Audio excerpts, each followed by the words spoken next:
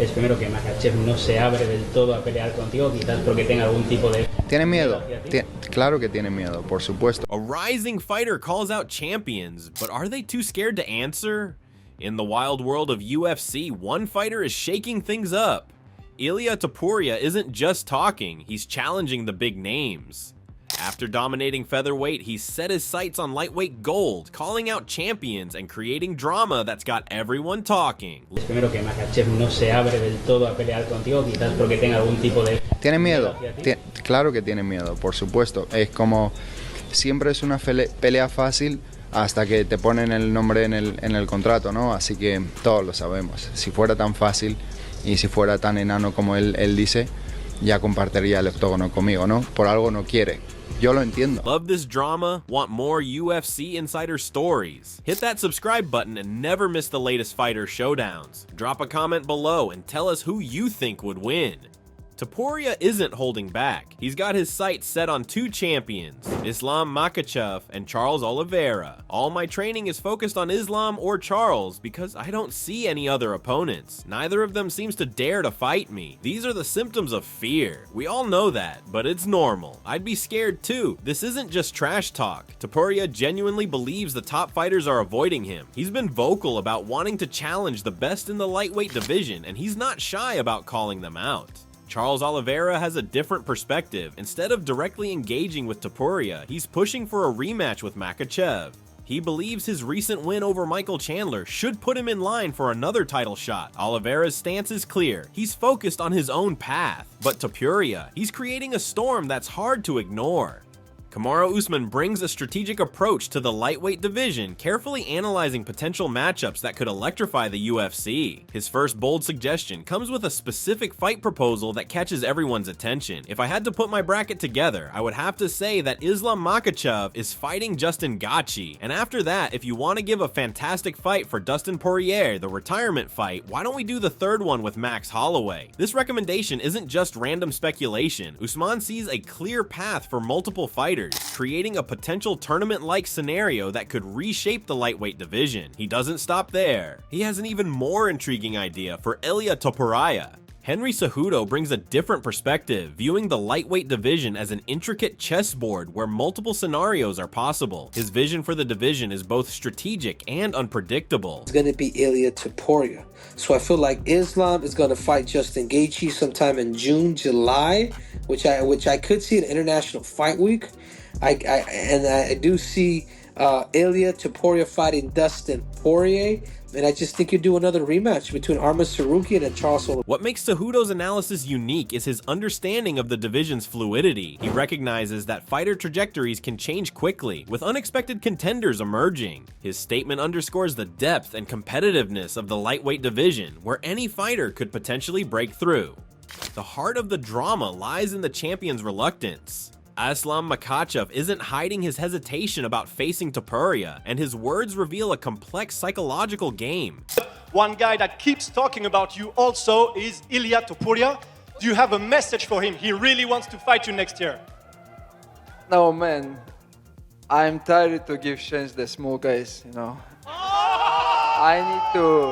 I need my second belt, you know. This statement does more than refuse a fight. It creates narrative tension. Other experts weigh in with their perspectives. Daniel Cormier offers a straightforward solution. Book Makhachev versus Topuria for the title, and Gaethje versus Tsarukyan as a #1 contender fight. Michael Bisping sees something deeper in the potential matchup. Because any of those guys, Arman, Charles, Justin, sure, they'd all be phenomenal fights, and they'd all have a realistic chance of potentially beating Ilia Topuria. Granted, Ilia is special. I'm not saying that he's not.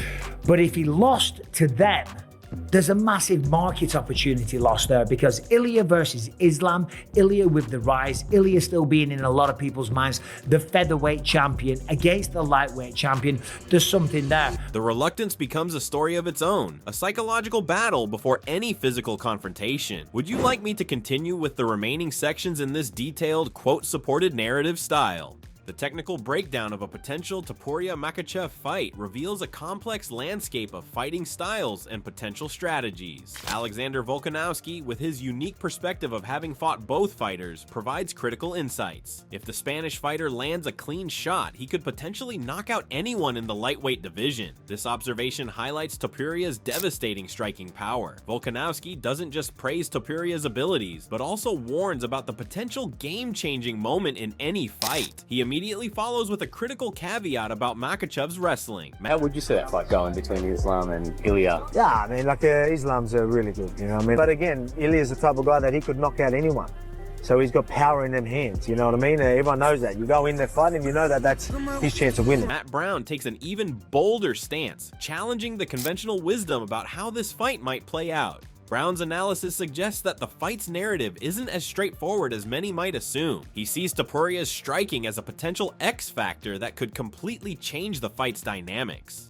The predictions become a fascinating mosaic of perspectives, each expert bringing their unique lens to the potential matchup. Eddie Cha, despite the seemingly insurmountable odds, sees potential in Topuria that others might overlook. People probably think I'm crazy, but I think Ilia can get it done. Okay. He's one of my favorite guys to watch right now. His distance game. I mean, if you've seen him when he was like 6 or 7-0 at Brave before the UFC, he would just take guys down and just grapple. You know, I think that was his biggest strength. That's why I'm so impressed with that guy, because for him to be as good in striking in a short amount of time, understanding the game and how he runs his offense, it's phenomenal. So the size factor is my biggest concern, and I think the grappling, we'll see what happens, but I like Ilia. Cha's analysis goes beyond the current moment, tracing Topuria's evolution as a fighter. He sees a complete martial artist who has transformed from a pure grappler to a well-rounded striker. Austin Vanderford highlights a peculiar and intriguing statistical anomaly. Islam is hard to beat, you know what I mean, but I'll go with Ilia just because he's a striker like myself, you know what I mean? So, yeah.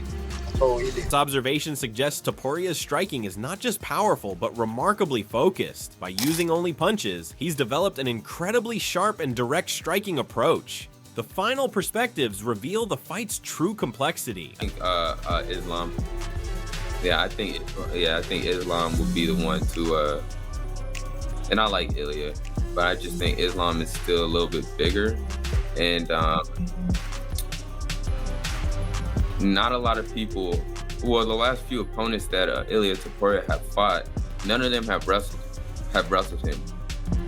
Maybe Bryce Mitchell a little bit, but when we're talking about the wrestling pedigree between Bryce Mitchell and Islam Makhachev, I think it's a totally different game. So I think that's what's going to be the switch up on there. The questions remain. Will Topuria get his shot? Will Makhachev continue to sidestep the challenge? The fight world watches, the tension crackling with anticipation of a potential epic confrontation. Elijah Smith offers a more cautious assessment.